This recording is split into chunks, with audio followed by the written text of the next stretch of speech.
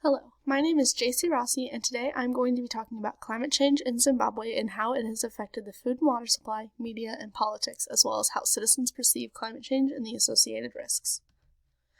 Despite the fact that Zimbabwe has contributed very little to the emission of greenhouse gas into the atmosphere, it is one of the countries being hit the hardest by climate change. As of right now, the largest problem here is a shift in rainfall. It used to be typical for Zimbabwe to have a rainy season and a dry season every year, but now climate change is altering the frequency and intensity of rainy seasons. There is now significantly less rain, and this is resulting in many more droughts, which has severe consequences. More droughts quite directly means less water. There is less available for drinking, bathing, or washing clothes. The droughts are also affecting the agriculture sector in Zimbabwe, which is a large part of the economy. It is becoming increasingly difficult to grow wheat, and the food supply is diminishing. One of the biggest concerns in the country right now is that they will never be able to properly combat climate change. The United Nations Development Program claims that Zimbabwe suffers from a lack of human, institutional, and financial resources. This will likely make it very difficult to implement strategies to slow the effects of climate change. The current goal is to develop and implement strategies that protect the agriculture. First, we'll talk about the water source. Clean, safe drinking water can be very difficult to find. People often have to walk great distances just to wait hours for their turn to get water from boreholes. Sometimes it takes up someone's entire day, and all they have to show for it is a few buckets of water. Even after this, the water is often dirty. Approximately 1/3 of the boreholes in the capital city of Harare are contaminated. Here I have a photo of one of these boreholes and a group of people accessing water from it. Some people do get water in their homes, but it is not always reliable. It is almost always dirty, and sometimes no water comes out at all. Even when this is the case, people are charged for the water. In 2008, a cholera outbreak began, and it was soon labeled an epidemic. During this time, 100,000 people were infected and over 4,000 died. While this is no longer classified as an epidemic, the conditions in Harare are the same today as they were during the outbreak. This is primarily a concern in the suburb areas. Diarrhea alone and typhoid are also common diseases related to the water conditions. Now I have some statistics about the toilet facility availability. As you can see here, a quarter of Zimbabweans don't have access to any kind of toilet facility. Many of those who do have poor facilities, nothing like what you and I have. This is mostly an issue in rural areas. Approximately 31.7% of people in Zimbabwe are forced to defecate outside because they either have no toilet or their toilet does not work properly, if at all. This rate is even higher in rural areas, where it is approximately 44%. China has offered to step in and help Zimbabwe through this water crisis. They have loaned the country about $144 million, and 46 Chinese engineers are working diligently to fix the infrastructure in Harare. The government is working to develop a gender-sensitive sanitation and hygiene policy. The goal of this is to bring the open defecation rate down to 0 by 2030. For comparison, almost every person in the U.S. has access to clean, safe drinking water. According to the CDC, America has one of the safest water supplies in the world. It is highly regulated by the Environmental Protection Agency and very rarely causes anyone to fall ill. Another major impact of climate change is the diminishing food supply.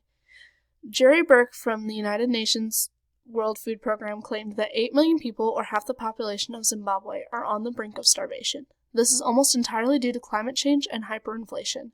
As I mentioned before, climate change is leading to more droughts, and this is making it more difficult to sustain wheat crops and making farming much less consistent. In previous years, the World Food Program has sent money to Zimbabwe to help them through this crisis, but due to hyperinflation, money is no longer enough. It is practically worthless. The WFP has moved to sending them food, which can be very difficult and costly.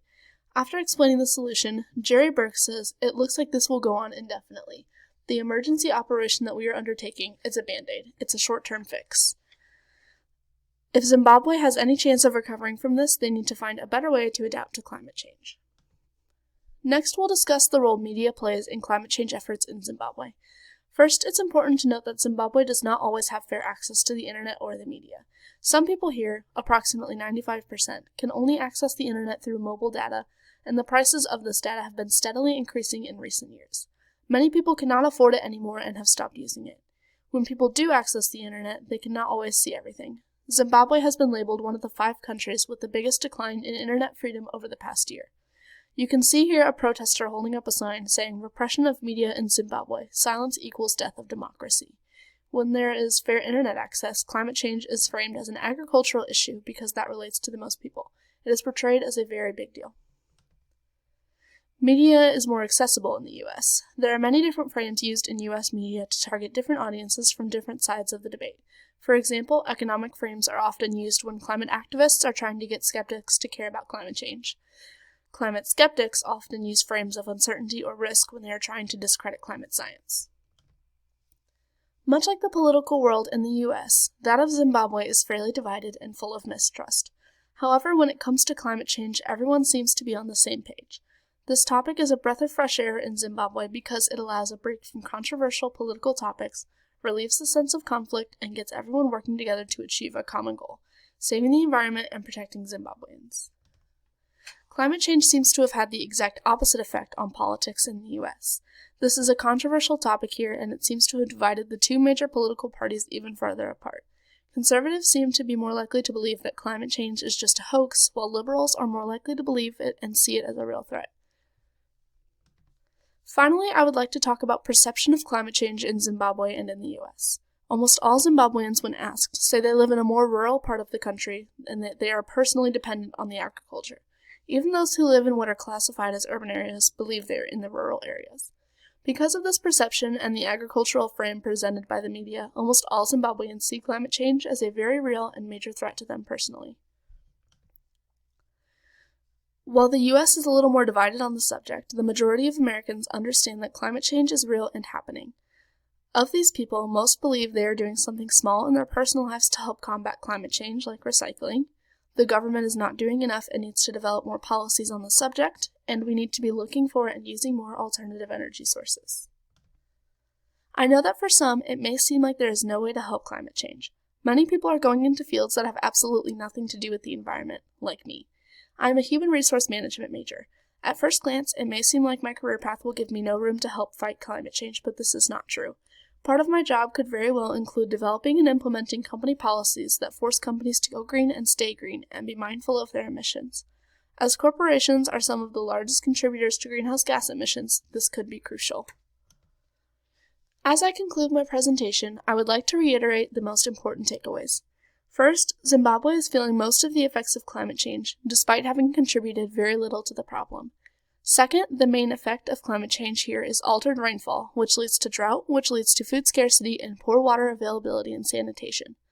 Third, media is not always available to Zimbabweans, but when it is, it portrays climate change as a large agricultural problem. Fourth, climate change discussions have greatly eased political tensions. Fifth, Zimbabweans are fully aware of the severity of climate change. And finally, everyone can help fight this, even business majors. Next, I have my works cited. And that concludes my presentation. Thank you so much for listening.